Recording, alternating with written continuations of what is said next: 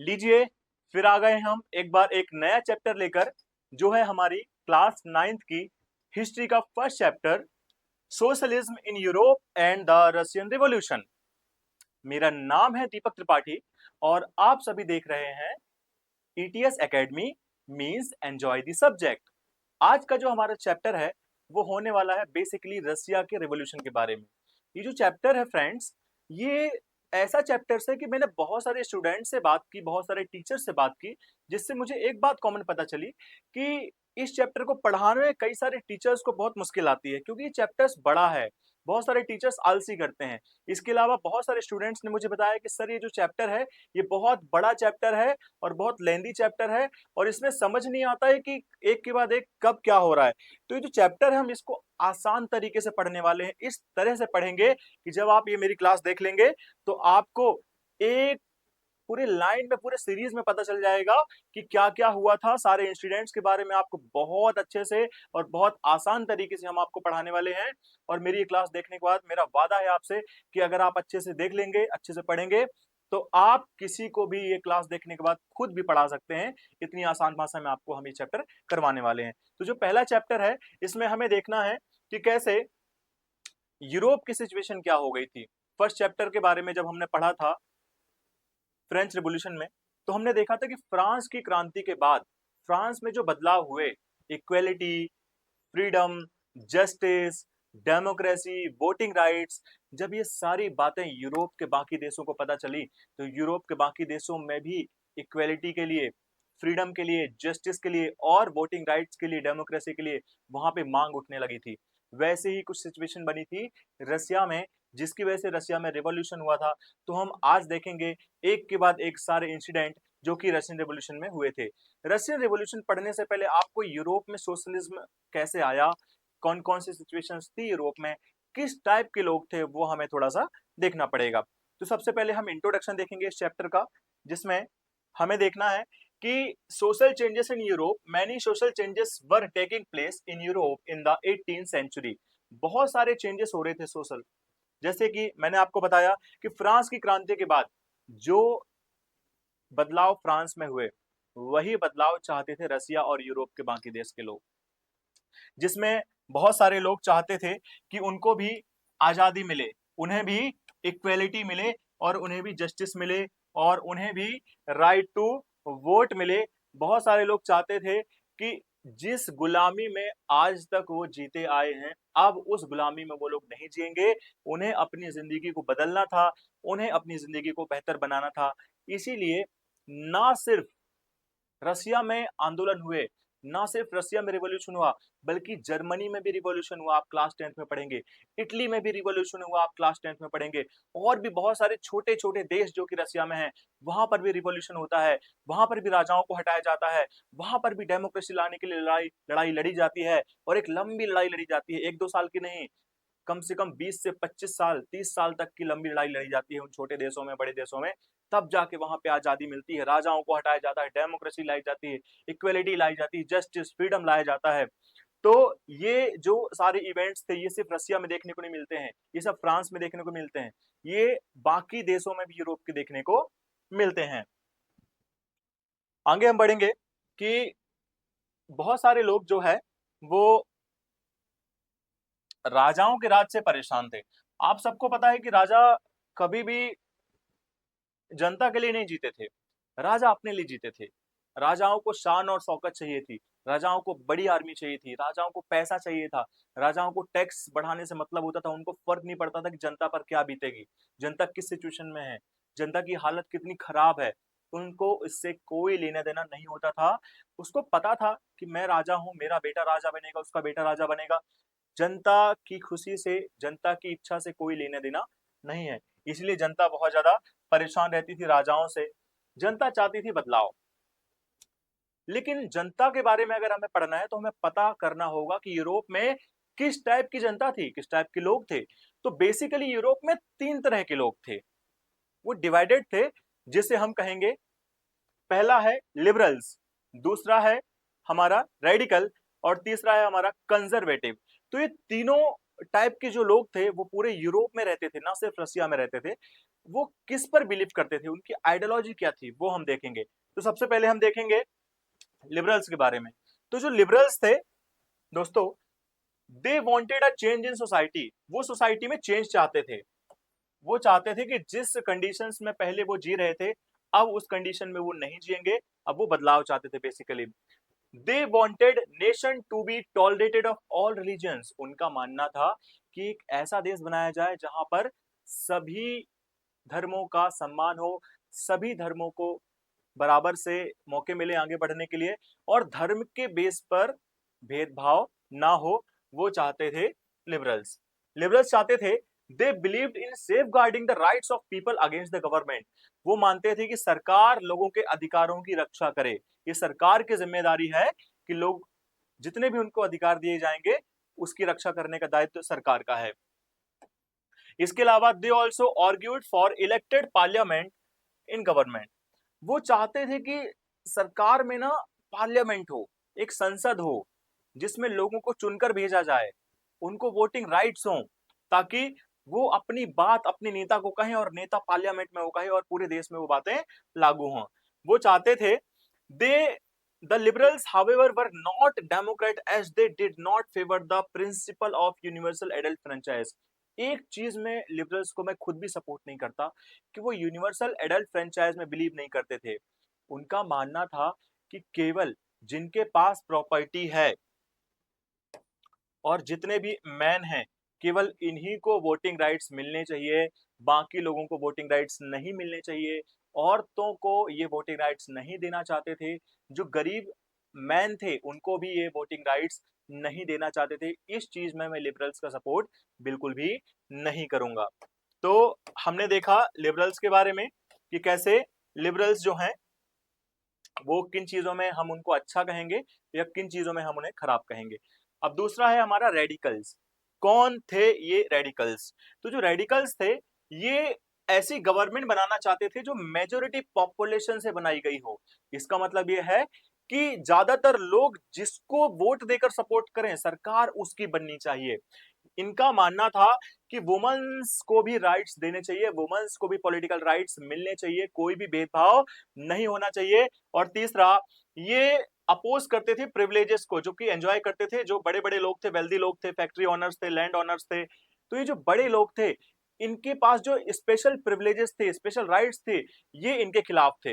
ये प्रॉपर्टी के खिलाफ नहीं थे कि आप प्रॉपर्टी नहीं रख सकते, लेकिन इनका मानना था कि एक व्यक्ति के पास ज्यादा प्रॉपर्टी नहीं होनी चाहिए, नहीं तो उसका गवर्नमेंट पे कंट्रोल हो सकता है। तो रेडिकल्स जो थे ना, वो यूनिवर्सल एडल्ट फ्रेंचाइज पे बिलीव करते थे। वो चाहते थे कि वोट सबको देने का मौका मिले, चाहे वो गरीब हो, चाहे वो अमीर हो, चाहे वो आदमी हो, चाहे वो औरत हो, सबको वोट देने का मौका मिले, ये रेडिकल्स चाहते थे। तो रेडिकल्स थोड़ा ज्यादा अच्छे थे। आगे हम बढ़ेंगे, अभी हमें आगे देखना है कंजर्वेटिव्स के बारे में। तो कंजर्वेटिव्स कौन थे? कंजर्वेटिव टाइप के लोग पूरी दुनिया में फैले हैं। अभी भी बहुत सारे देश हैं जहां पर कंजर्वेटिव टाइप के लोग बहुत ज्यादा हैं। भारत में भी हैं ये। भारत में भी कई सारे ऐसे स्टेट्स हैं जहां पर अभी भी कंजर्वेटिव टाइप के लोग रहते हैं। तो कौन थे कंजर्वेटिव्स यूरोप में? आइए इनके बारे में देखते हैं। तो जो कंजर्वेटिव्स हैं, उनका मानना था कि जो लिबरल्स हैं या जो रेडिकल्स हैं, इन्होंने जो बदलाव किए हैं, ये बदलाव नहीं होने चाहिए।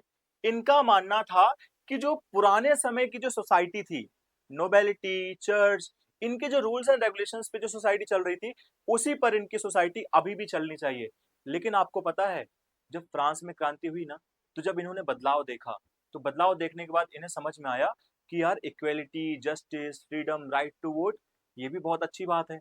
अगर ये हमें मिल जाएगा तो हमारी जिंदगी और अच्छी बन जाएगी। तो ये पहले तो बदलाव नहीं चाहते थे, लेकिन फ्रांस के रिवॉल्यूशन के बाद ये धीरे-धीरे सोचने लगते हैं कि यार बदलाव होना चाहिए।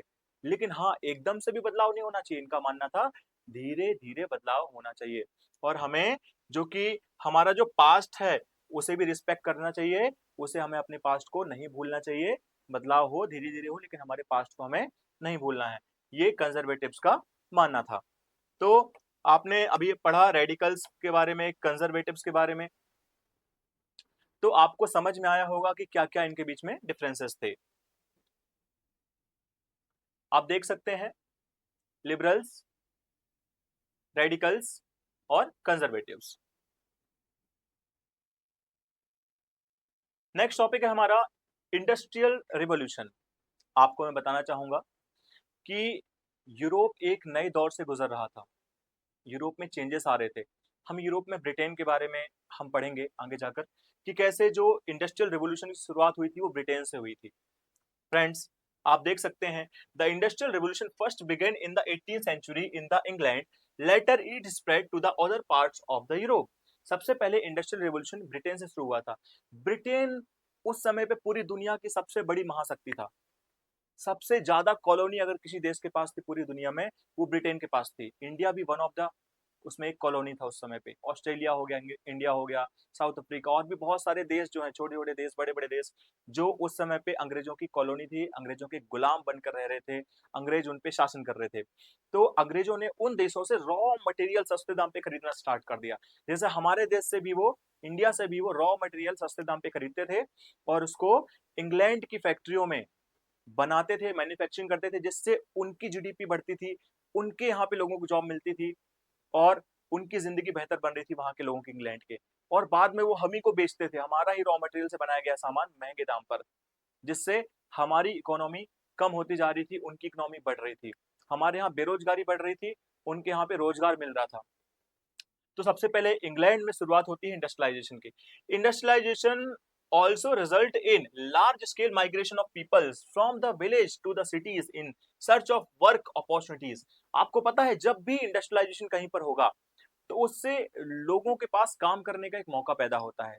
आपको पता है जहां जहां पे फैक्ट्रीज थी वहां वहां पे काम करने की जरूरत थी, वर्कर्स की जरूरत थी। तो जो गांव में लोग रहते थे वो माइग्रेट करने लगे शहर की तरफ, in the search of food, in the search of job, in the search of other opportunities, in the search of better life। तो गांव से बहुत ज्यादा लेबर शहर जाने लग गए। आपको पता है जॉब्स बहुत कम थी लेकिन लोग बहुत ज्यादा थे। तो जो फैक्ट्री ओनर्स थे, आपको पता है वो क्या करते थे? वो लोगों को मिसलीड करते थे, ब्लैकमेल करते थे। कैसे? फैक्ट्री ओनर्स को पता था, मालिकों को पता था, फैक्ट्रियों के, इंडस्ट्रीज के मालिकों को, कि जॉब है 1000 और जॉब लेने के लिए खड़े हैं लाइन में 1 लाख लोग। तो वो इस सिचुएशन का फायदा उठाते थे। वो बोलते थे कि मैं जॉब उसी को दूंगा जो ज्यादा घंटे काम करेगा, मैं जॉब उसी को दूंगा जो कम पैसे में काम करेगा और जो मेरी बात मानेगा। तो लोग मजबूर थे, उनकी लाइफ तो वैसे भी बेहाल थी, उनकी लाइफ वैसे ही खराब थी, वो बहुत ही मिजरेबल लाइफ जी रहे थे। मतलब मैं आपको बता नहीं सकता कि उनके पास ना खाने को खाना था, ना रहने के लिए घर था, ना पीने के लिए साफ पानी, ना अच्छे कपड़े, ना अपने बेटे बेटियों के लिए अच्छे स्कूल में पढ़ाने की व्यवस्था, ना ही उनके लिए अच्छे से हॉस्पिटल में इलाज कराने की सुविधा, कुछ भी नहीं थी। तो लोग मजबूरी में जो मिलता था वो करने के लिए तैयार हो जाते थे, जिसका पूरा पूरा फायदा उठाते थे फैक्ट्री ओनर्स और इंडस्ट्रियलिस्ट। इन इंडस्ट्रियलिस्टों ने बहुत फायदा उठाया लोगों की इस मजबूरी का। A coming of socialism in Europe. क्या हुआ? इस टॉपिक का मतलब है कि सोशलिज्म कैसे आया यूरोप में। अच्छा, आप सोशलिज्म से क्या समझते हैं? आपने कभी सोचा है what does the meaning socialism का मतलब? इसका मतलब है एक ऐसा समाज, एक ऐसी सोसाइटी जहां पर ज्यादातर राइट्स लोगों को हों, ज्यादातर प्रिविलेजेस सभी लोगों में बराबर बटे हो, जहां पे ऊंच नीच का भेद ना हो, जहां पे ज्यादा जो प्रॉपर्टी है वो प्राइवेट लोगों के हाथ में ना हो, रिच लोगों के हाथ में ना हो, जबकि सभी लोगों में बराबर बराबर बांटी जाए, सभी लोग बराबर हो, इक्वेलिटी हो, फ्रीडम हो लोगों के पास में, वेल्थ सभी के पास हो, गरीबी ना हो, गरीब ना हो, उसको बोलते हैं सोशलिज्म। एक ऐसा समाज जहां पे जो प्रिविलेजेस, जो वेल्थ है वो बड़े लोगों के पास होती है, उनसे वो छीन कर गरीबों में बांट दिया जाए। ये जो कॉन्सेप्ट था सोशलिज्म का, ये यूरोप में फैला था। आपको पता है किन लोगों ने फैलाया था? वो कौन से दो इंपॉर्टेंट लोग थे? पहले तो थे कार्ल मार्क्स और दूसरे का नाम था फ्रेडरिक। ये दो महत्वपूर्ण व्यक्ति हैं जिनके बारे में आप आगे जाकर 10th 11th 12th की हिस्ट्री में पढ़ोगे। आप आगे गवर्नमेंट के कोई भी एग्जाम देते हो उसमें भी आपको कार्ल मार्क्स और फ्रेडरिक के बारे में पढ़ना पड़ेगा, क्योंकि इनकी दी हुई थ्योरी से ही रसिया, चाइना और इंडिया में भी थोड़ा बहुत प्रभाव पड़ता है। बहुत सारी पॉलिटिकल पार्टीज बनी थी, बहुत सारी आइडियोलॉजी इनकी फॉलो की गई थी लोगों के द्वारा।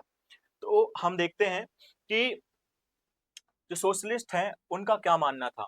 कार्ल मार्क्स कौन थे?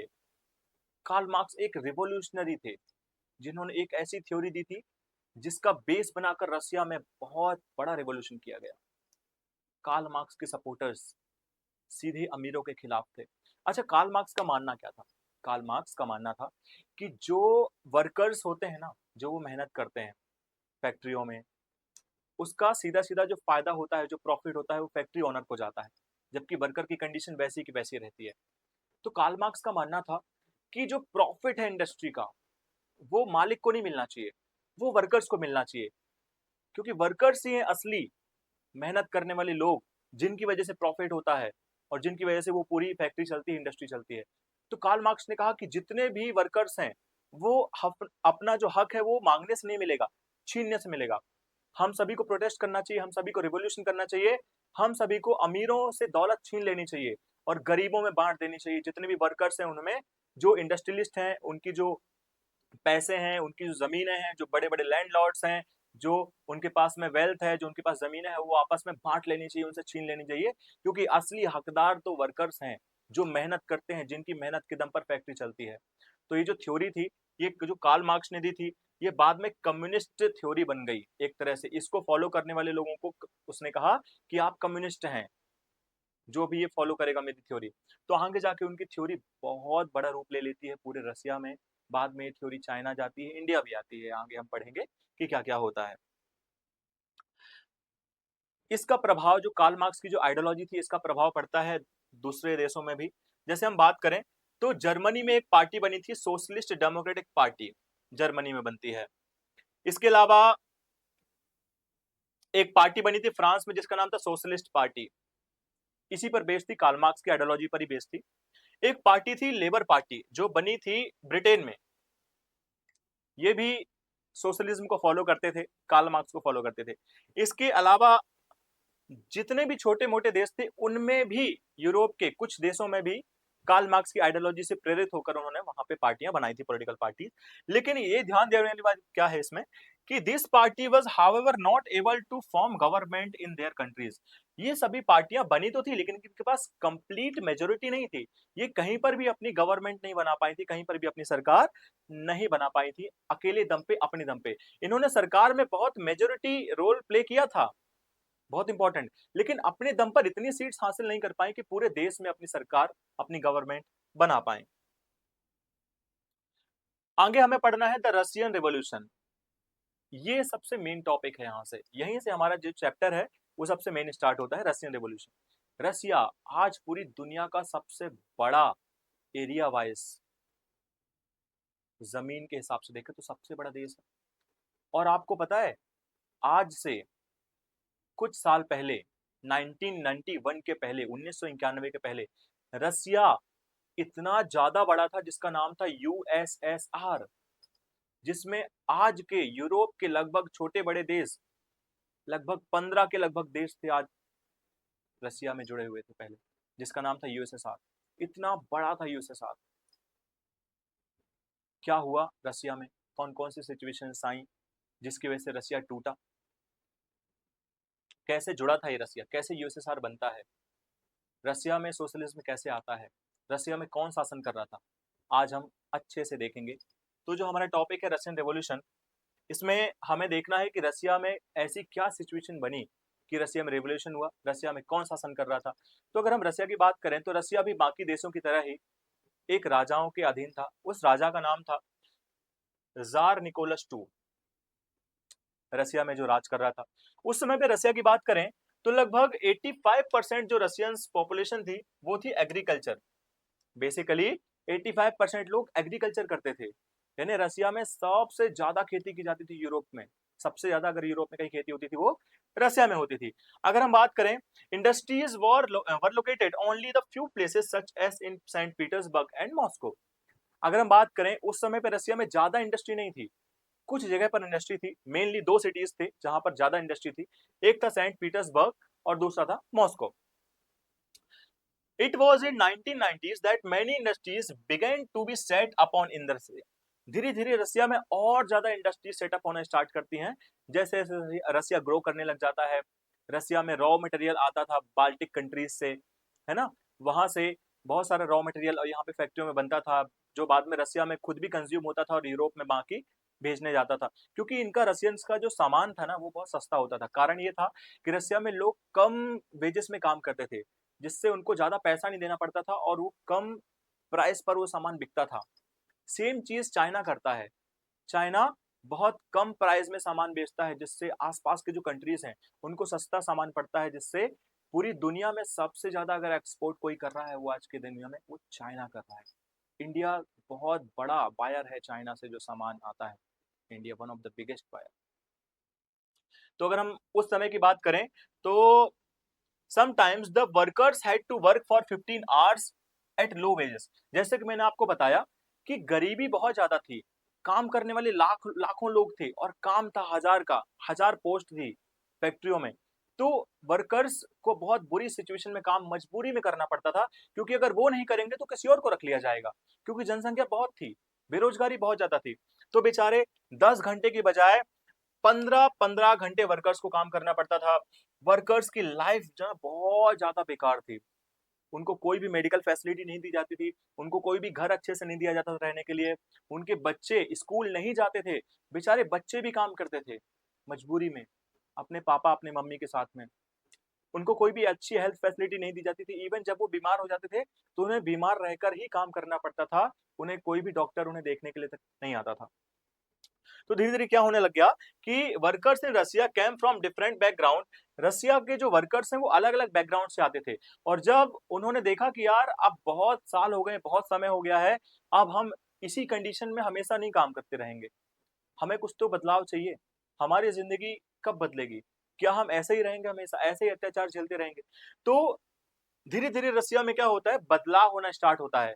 धीरे धीरे में लोग सोचते हैं कि यार यूरोप के बाकी कंट्रीज में बदलाव हुआ, यूरोप की बाकी कंट्रीज में रिवॉल्यूशन हुआ, जैसे कि फ्रांस में, जर्मनी में, इटली में, और भी दूसरी जगह यूरोप में जो रिवॉल्यूशन होता है, लेकिन हमारे यहाँ कब होगा? हम जिंदगी भर ऐसे ही गुलामी में जिएंगे क्या? तो उन्होंने चर्च और नोबेलिटी और राजा के खिलाफ आंदोलन करना स्टार्ट कर दिया, आवाज उठाना स्टार्ट कर दिया। क्योंकि एक बात मैं आपको बताता हूँ, गरीब को और असहाय को, कमजोर को आप कितना ही दबाओगे, एक वक्त आएगा कि वो अपनी आवाज उठाएगा, चाहे वो जिए या मरे, उसकी फिक्र नहीं करेगा। क्योंकि अत्याचार सहन करने की एक समय सीमा होती है, और जब वो समय सीमा पार हो जाती है तो कोई भी व्यक्ति अपने हक के लिए खड़ा हो जाता है, लड़ता है। आगे हमें देखना है कि रसिया में और क्या क्या हुआ था। Russian peasants had no respect for the nobility and wanted the land of the nobles to be given to them. Russia के जो पीजेंट्स थे, रसिया के जो वर्कर्स वर्कर्स थे, उनका मानना था कि ज्यादातर जो जमीन है, ज्यादातर जो पैसा है वो नोबेलिटी के पास में है, राजाओं से संबंधित लोगों के पास में है, चर्च के पास में है। तो उनका मानना था कि हम गरीब लोग जो मेहनत करते हैं, हमारे पास कुछ भी नहीं है, तो हमें तो छीन लेना चाहिए इन राजाओं से, इन नोबेलिटी वाले लोगों से हमें हमारा हक छीनना पड़ेगा, मांगने से कभी नहीं मिलेगा। तो the Russian social democratic workers party बनाई गई, जो कि वर्कर्स के फेवर में काम करेगी, वर्कर्स की लाइफ को बेहतर बनाने के लिए काम करेगी। रसिया में जो पार्टी बनी थी वो पार्टी कौन सी बनी थी? उस पार्टी का नाम था रशियन सोशल डेमोक्रेटिक पार्टी।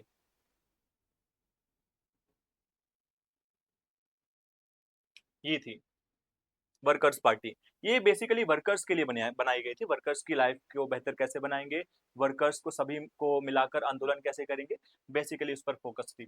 इसके अलावा रसिया में और भी दूसरी पार्टी बनी थी।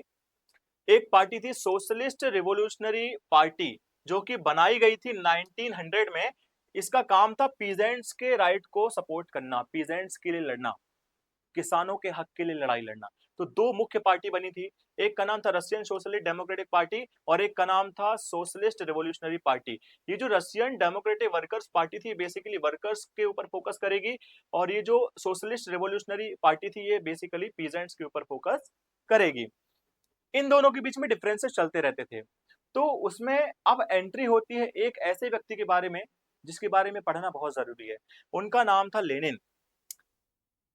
Letter under the Lenin believed that peasants cannot be part of the socialist movement, as some peasants were poor, some were rich, and some even employed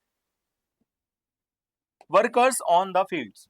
Lenin का मानना था कि देश में जब सरकार बनेगी, लेनिन कौन थे सबसे पहले ये बताना था। लेनिन एक ऐसे व्यक्ति थे जिन्होंने रशिया की पूरी हिस्ट्री को बदलकर रख दिया था। रशिया के रेवोल्यूशन में इनका बहुत बड़ा योगदान था।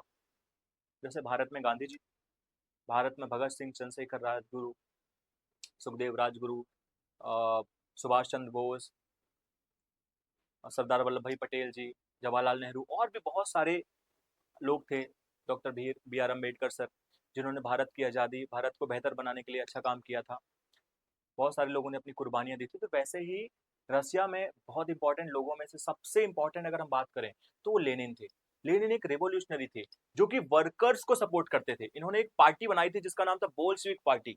इनका मानना था कि रसिया में असली रेवोल्यूशन लाने वाले केवल और केवल वर्कर्स ही हैं, क्योंकि सारे वर्कर्स एक जैसे हैं, सारे वर्कर्स पुअर हैं बेचारे, जबकि पीजेंट्स को वो सपोर्ट नहीं करते थे। उनका मानना था पीजेंट्स रेवोल्यूशन नहीं लाएंगे, क्योंकि बहुत सारे पीजेंट्स अमीर थे, बहुत सारे पीजेंट्स मिडिल क्लास से थे, बहुत सारे पीजेंट्स पुअर थे। तो पीजेंट्स सपोर्ट नहीं करते थे, सारे पीजेंट्स सपोर्ट नहीं करते थे रिवॉल्यूशन को। तो उनका मानना था असली रिवॉल्यूशन और जब सरकार बनेगी तो सरकार में ज्यादातर उन्हीं लोगों को जगह दी जाएगी जो कि वर्कर्स होंगे। तो यही लेनिन का मानना था। आगे बढ़ते हैं हम। एक रिवॉल्यूशन हुआ था 1905 में। क्या था ये रिवॉल्यूशन? ये बहुत इंपॉर्टेंट है, इसके बारे में पढ़ना।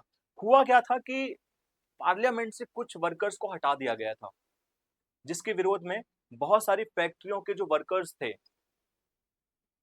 पार्लियामेंट में कुछ रिप्रेजेंटेटिव्स थे जो वर्कर्स में से आते थे, उन लोगों को राजाओं ने हटा दिया, राजा ने हटा दिया।